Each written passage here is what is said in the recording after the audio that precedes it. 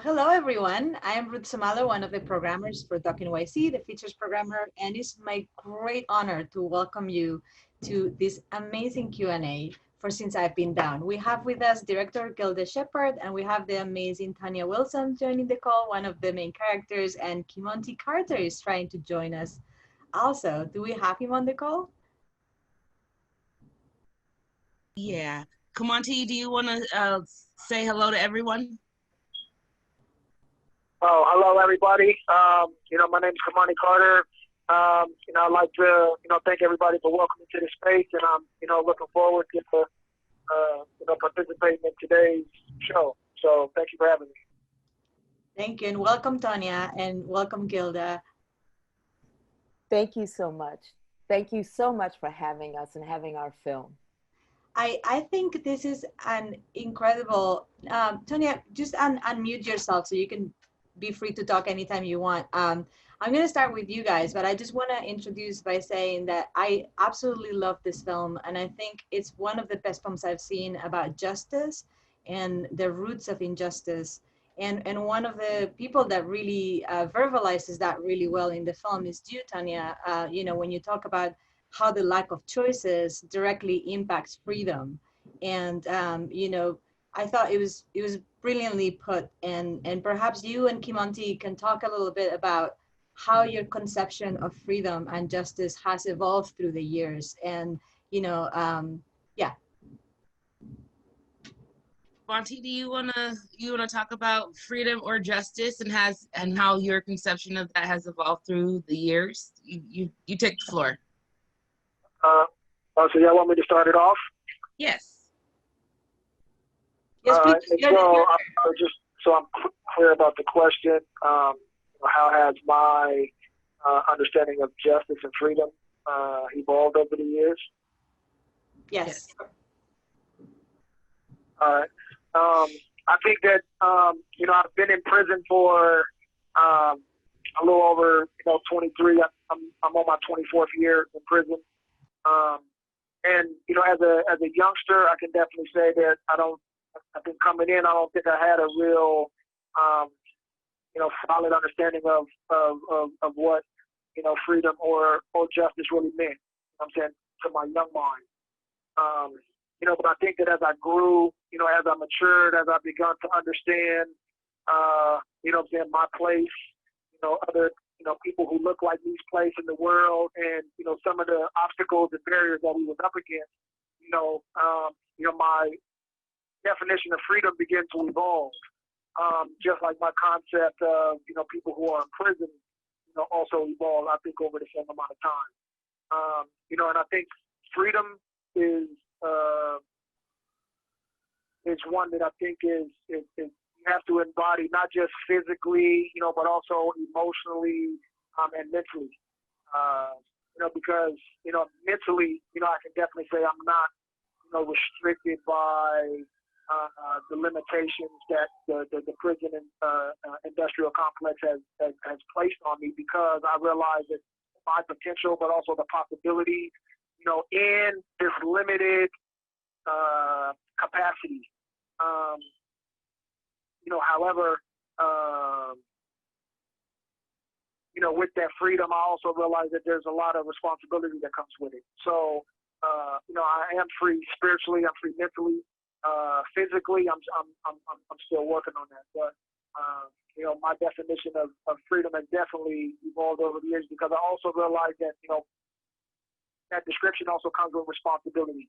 And me taking responsibility for the things that I've done, the harm that I've caused, the impacts that I've had on other people's lives, also helped me to own the things that I've done, but also to begin to evolve into, I think, a better version of myself. And so I think that as we mature, our concepts begin to evolve around our maturation process. So for freedom, I think it is definitely, my definition has definitely evolved as I've evolved into, I think, a better human being. So I hope that answers your question. Absolutely. You're still the teacher. Thank you so much. And for you, Tanya? So when I think that freedom and justice are really, really closely linked. I think that it's not possible for people to be free without there being some kind of justness in the mix. And of course, when I was incarcerated,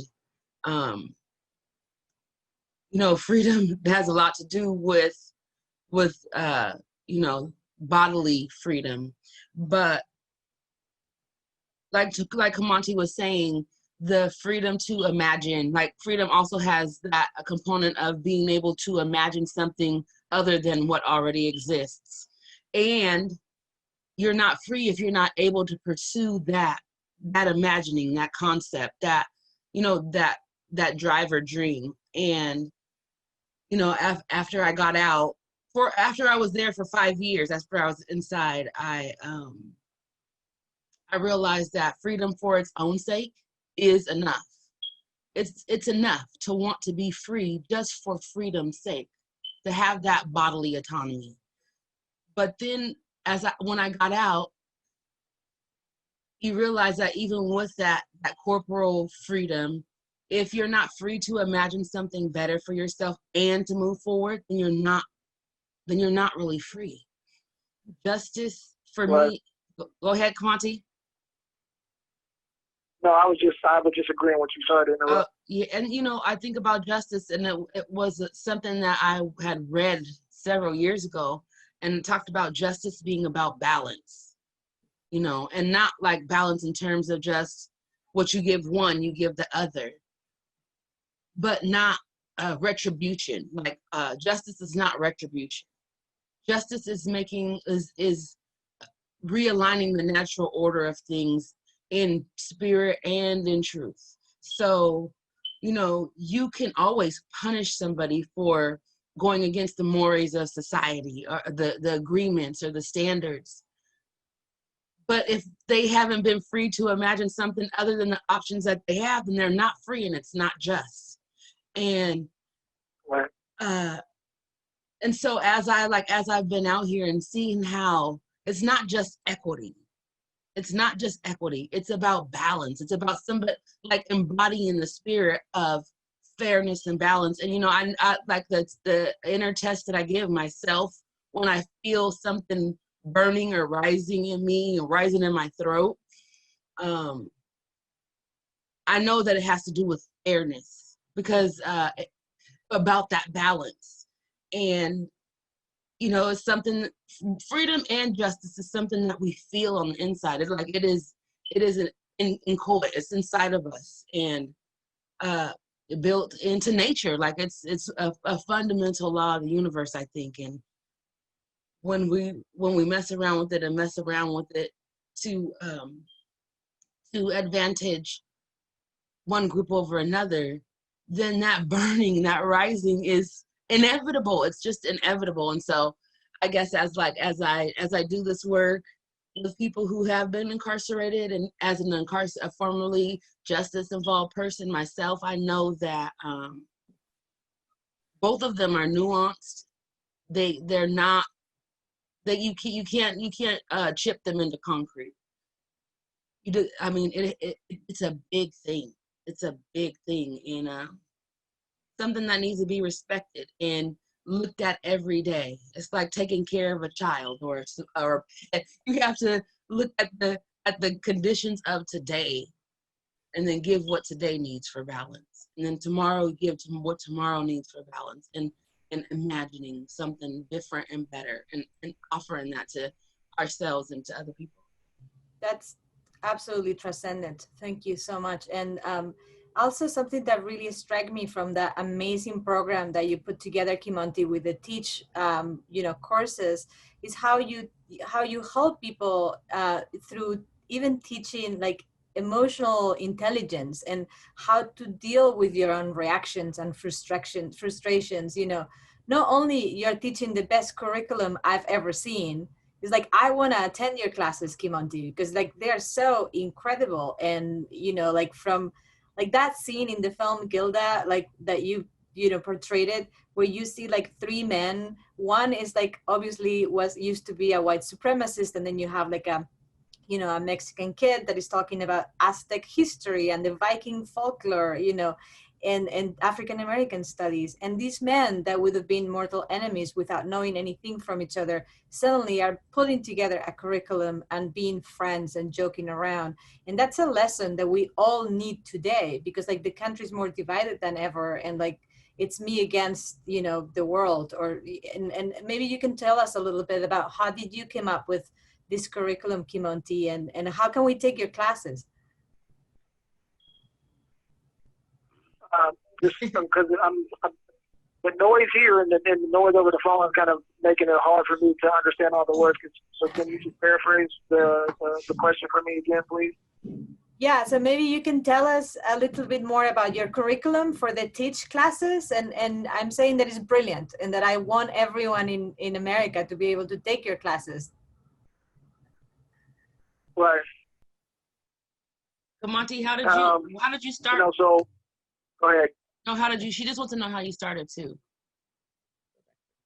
Right, and so I think, well, that's a great question, right?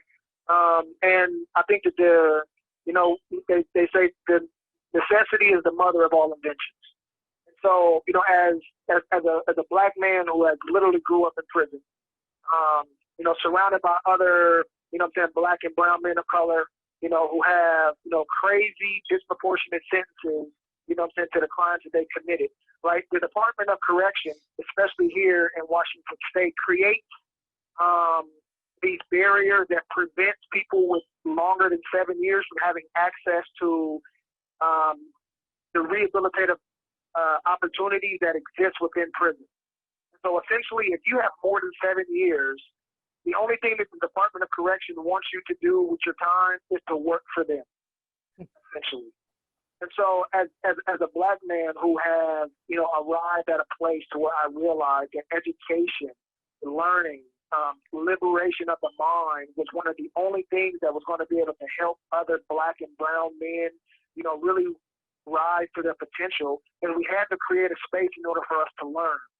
And so, you know, and so this is essentially where the foundation of Teach came from, right? Is that it's imperative for us to be able to create the opportunity that are denied to us, right? There's a whole bunch of men in prison right now in Washington State, right? I can't speak of any other state, but in Washington State, men and women alike, who are denied the basic opportunity of being able to go to school because of the amount of time that they have.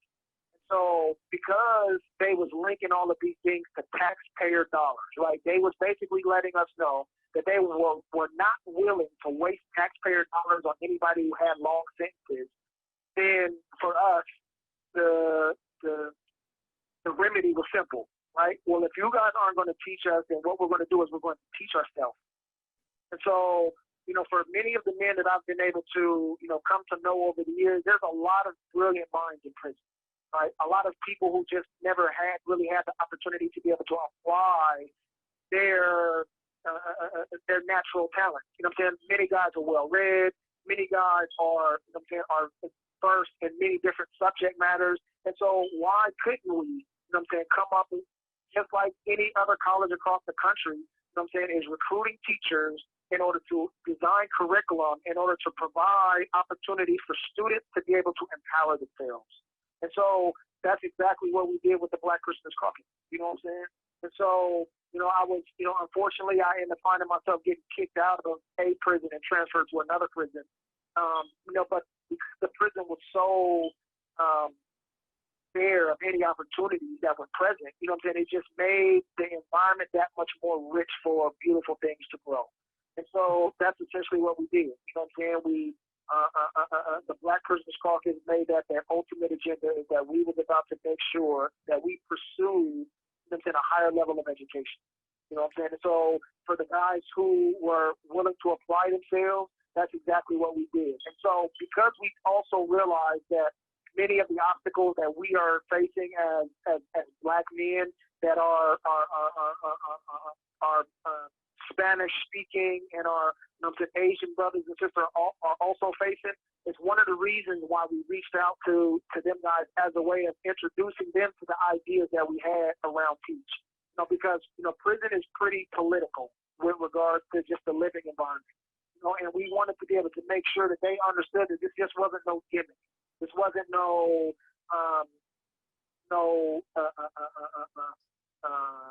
fly by night, little ploy in order for us to try to, get one over on the institution. Like, this was really an opportunity for us as prisoners to be able to liberate the masses. And over time, as people begin to sit in our classes and be engaged by those who look like them, live like them, spoke like them, and live in the exact same environment as they did, it's one of the things that really got a lot of the buy-in from, from our students, because they realized, man, that we were doing everything that we possibly could to make sure that no matter what we was teaching in our classroom, that everybody was getting, that nobody was getting left behind. And that's ultimately how we've been able to be successful so far, man, is that we've used the concepts and the things that failed many of us in the public education system, and we turned them on their head. And this is why we got peace. Tonya, you wanted to say something? Yeah, I was thinking about, I wanted to just echo what you said. I would love, Kimonti, for you to send a curriculum out for emotional intelligence. I think that, part of the transition, the realization of my transition is being able to handle things that when you're experiencing your days as they come, like in prison, you are only doing one day over and over. Like, it is literally hellish Groundhog Day. And you are literally living the same day with very little variation over and over again. And so when people, even myself, have gotten out, my ability to process emotionally, let my experience move through my body so that it's not captured and adding to the trauma of what I've already been through, has been the only thing that has saved me. But there are so many people who you can't prepare for. There's something about life out here that you just cannot prepare for emotionally. You can prepare and be ready to get a job. You can have great credit. You can get a car. You can have a great place to live. All the support in the world. And this is what I had. I still was very, very isolated on the inside. And the only without the people in my life and without any kind of ability to process emotionally and to know that how I feel right now is not going to be the way that I feel, eventually, is what keeps me from going back to doing everything that I used to do. But there are a lot of men and women who are just floundering, like they are on their last, go under for that before they drowned. And so I just hope that you can, you would think about how we could maybe adapt an emotional intelligence workshop out here, Kimonti. I'm sorry, I had to put that in there because I really think it will be valuable. And like the freedom to use your mind and to use it for your own benefit instead of just to react to your circumstances or your experiences is what Kimonti is teaching. Like, he's given a structure for men who have not had any to be able to process their inner world and their outer world in a way that is intelligible, legible to everybody. Like, and that builds social capital. You have 60 seconds remaining. Kimonti, are you going to call back? Well, we only have a few minutes left, but if you can, please do. We want you. Like, in case we don't hear more up right now. Kimonti, we love you. Thank you. Well, that's beautiful. Thank you. for the work that he's doing. And perhaps, Gilda, you can tell us a little bit about how you find, these incredible humans in your film and how you collaborated, with them. Because we were just briefly talking before the Q&A about how this has been a long project. You mentioned 12 years. And tell us a bit about how were the distinct phases? How did you decided to embark on this project? And how did you ended up giving us this beautiful balance of like the first story with the recreations of this particular event, and then moving inside the prison and then really fully embracing, the TEACH program and the legacy of the Black Prison Caucus. Well, like you said, it took me 12 years to complete this film. Well, actually over 12 years and over 500 hours worth of footage. But I embrace that because this has been a deeply personal journey. You see, I started after I had finished an ethnographic film in Ghana, West Africa, in a refugee camp of Liberian refugees. I finished that film, and the woman in the film who was the leader of the refugee camp said, Sis Gilda, the same AK-47s that you see on the streets of the Liberian Civil War are on your streets, and you need to do something about that. I was like, whoa. So I found myself after a while teaching, sociology classes in men and women's prison. And I thought that, okay, this is good, Gilda, you're doing good progressive work. Those kinds of things. I've always been an organizer in that way and in my classrooms and stuff. And I start out with this concept called sociological imagination. That's looking at your biography and how social forces impact that. I started hearing from the men and women in prison origin stories that, like this film, I think everyone can see themselves in.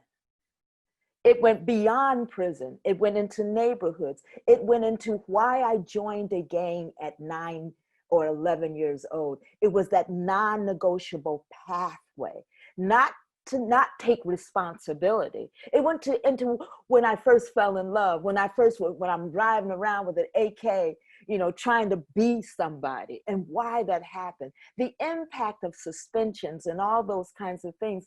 So I said, this is not just about sociology.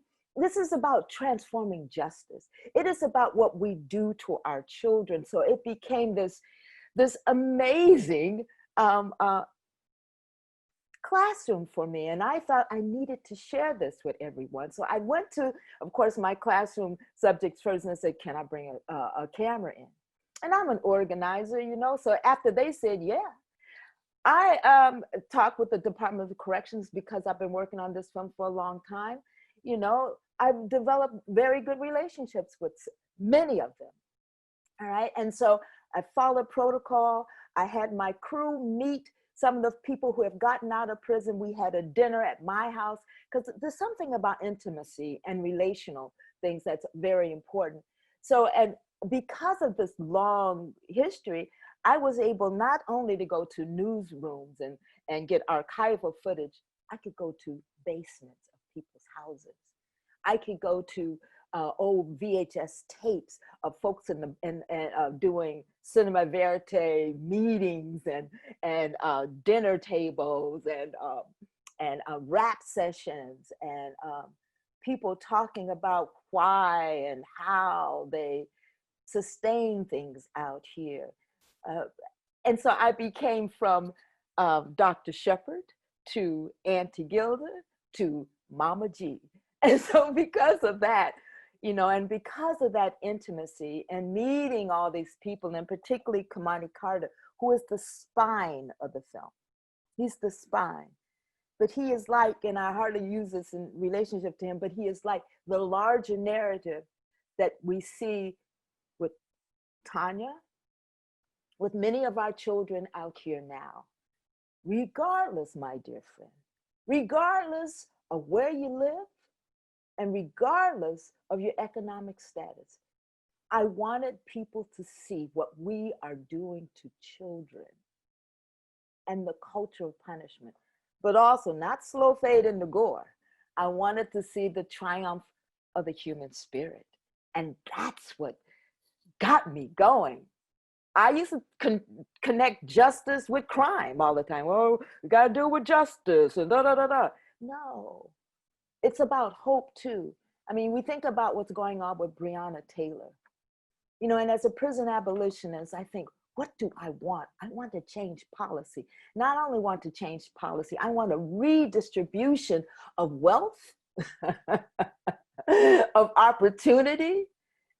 And I want people to learn things. I want You know, those kinds of things. And I think that this is what this film is about. And this is the film I wanted to make. And this is the film I chose to make based on this long history. So, and I am glad for it. Amen, sister. And we're very glad that you made it.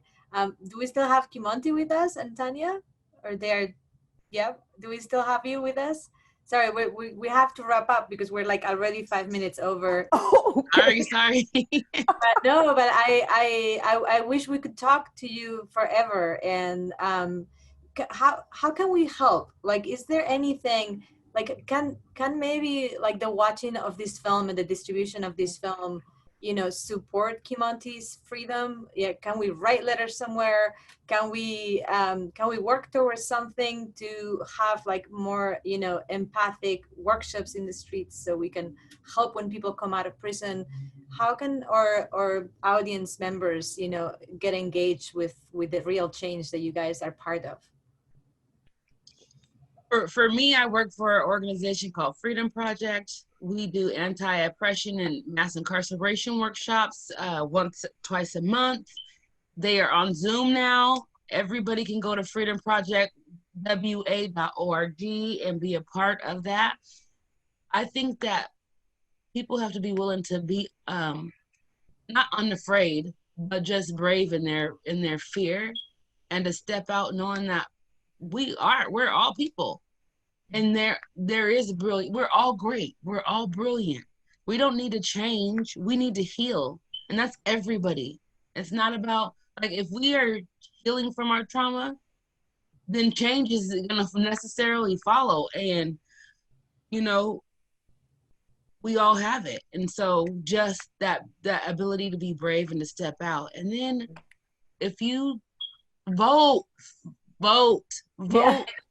And I do want to take you up on, yes, write letters, okay? If you're concerned about what Kimonti is doing, because there are many Kimontis in prison, right?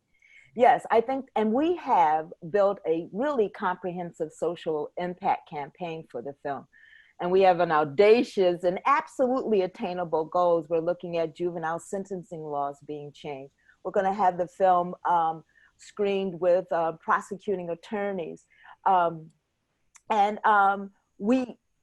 are building this campaign. So please share this with your friends and all your networks.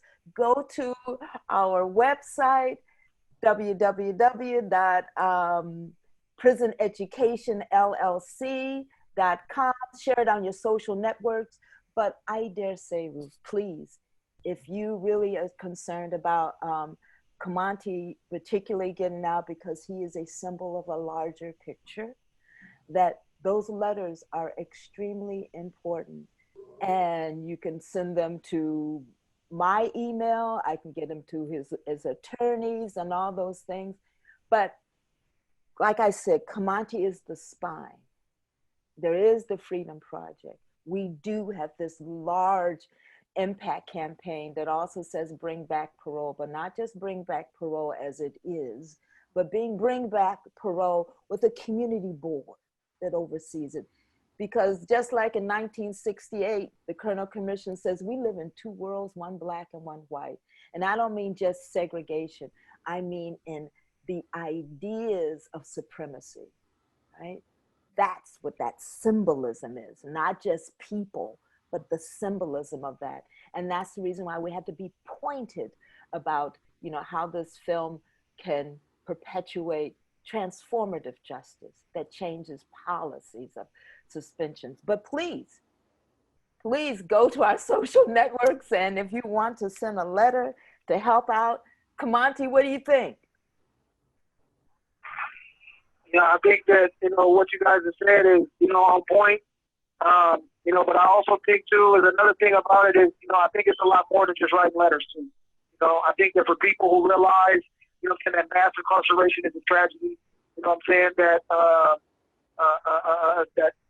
you know, militarization and poor communities of color, you know, is really destroying black and brown lives. You know, I would encourage people to also get involved in your communities. There's a lot of organizations locally where anybody who is hearing this resides at, you know what I'm saying, and get involved. You know, I think that there's more than enough work to go around, and I think sometimes people just need to be willing to play a bigger role, you know what I'm saying, and the justice that needs to be served. You know, so, you know, I think watching the film is one thing, writing the letter is another, but I think getting involved is priceless. So, you know, I would encourage everybody to step up. Thank you so much. That's beautiful, beautifully said. Thank you so much. Thank you, Tonya. Thank you so much, Kimonti. And thank you so much, Gilda, for this incredible film.